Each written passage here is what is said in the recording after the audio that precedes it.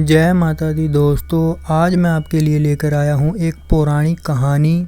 किसने दिए शिव को डमरू, त्रिशूल और नाग।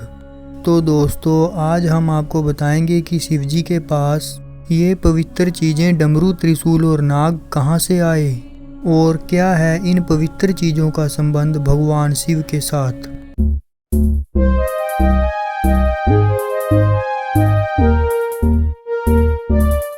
तो दोस्तों, सबसे पहले हम जानते हैं कि कैसे मिला भगवान शिव को त्रिशूल। भगवान शिव सर्वश्रेष्ठ अस्त्र शस्त्र के ज्ञाता हैं। पौराणिक कथाओं में शिव पुराण के अनुसार एक कथा कही गई है कि धनुष और त्रिशूल के स्वयं निर्माणकर्ता स्वयं शिव जी हैं। शिव जी ने ही स्वयं धनुष का आविष्कार कर धनुष का प्रयोग सबसे पहले किया था। लेकिन फिर त्रिशूल वो शिव जी के पास कहाँ से आया? इस त्रिशूल के बारे में इससे लेकर कोई भी कथा नहीं जुड़ी है। लेकिन फिर भी शिव पुराण के अनुसार माना जाता है कि सृष्टि के आरंभ में जब ब्रह्मांड से शिव जी प्रकट हुए तो उनके साथ 3 गुण रज, तंभ और सठ भी प्रकट हुए थे। यही 3 गुण शिव जी के 3 शूल अर्थात त्रिशूल बने और इन 3 गुणों के बगैर सृष्टि का सर्जन और उसमें सामंजस्य बिठाना संभव नहीं था। तभी शिव जी ने इन 3 गुणों को अपने हाथ में एक शूल में बांधकर रखा, जो तीनों शूल मिलकर त्रिशूल बने। और कहा यह भी जाता है कि भगवान शिव जी को यह त्रिशूल किसी और ने नहीं, स्वयं श्री हरि विष्णु ने दिया था। तो दोस्तों, अब हम जानते हैं कि कैसे शिव शंकर के हाथों में आया डमरू। भगवान शिव जी के हाथों में डमरू आने की कथा बड़ी ही रोचक है। माना जाता है कि सृष्टि के आरंभ में जब देवी सरस्वती जी प्रकट हुई तो उन्होंने अपनी वाणी से सृष्टि को ध्वनि दी, लेकिन इस ध्वनि में कोई भी सूर्य संगीत नहीं था।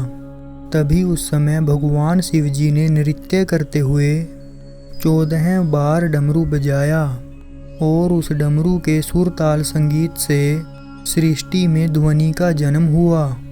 कहा जाता है कि डमरू स्वयं ब्रह्मा का स्वरूप है, जो कि दूर से विस्तृत है। जैसे जैसे पास आते जाएंगे ये कम होता जाता है। और दोस्तों, अब हम जानते हैं कि कैसे पहुंचा शिव जी के गले में नाग। दोस्तों, भगवान शिव जी के गले में जो नाग है उसका नाम वासुकी है। शिव स्तोत्र में कहा जाता है कि ये नाग नागों के राजा हैं और पूरे नागलोक पर इनका ही शासन चलता है। समुद्र मंथन में इन्हीं का प्रयोग कर समुद्र को मथा गया था। कहते हैं कि वासुकी नाग शिव जी के परम भक्त थे। वासुकी की तपस्या से प्रसन्न होकर भगवान शिव ने उन्हें नागलोक का राजा बना दिया और साथ ही उन्हें अपने गले में एक आभूषण के तौर पर धारण भी कर लिया। इससे भगवान शिव जी का सौंदर्य और भी बढ़ गया और नागलोक के राजा वासुकी भी अमर हो गए। तो दोस्तों, ये थी भगवान शिव जी के डमरू, त्रिशूल और नाग धारण करने की कथा। अगर आपको अच्छी लगी हो तो प्लीज़ लाइक, शेयर और कमेंट करके ज़रूर बताना। और हाँ दोस्तों, मेरी आने वाली कहानियों को सुनने के लिए चैनल को सब्सक्राइब करना और बेल आइकन को प्रेस करना ना भूलना। जय माता दी। ओम नमः शिवाय।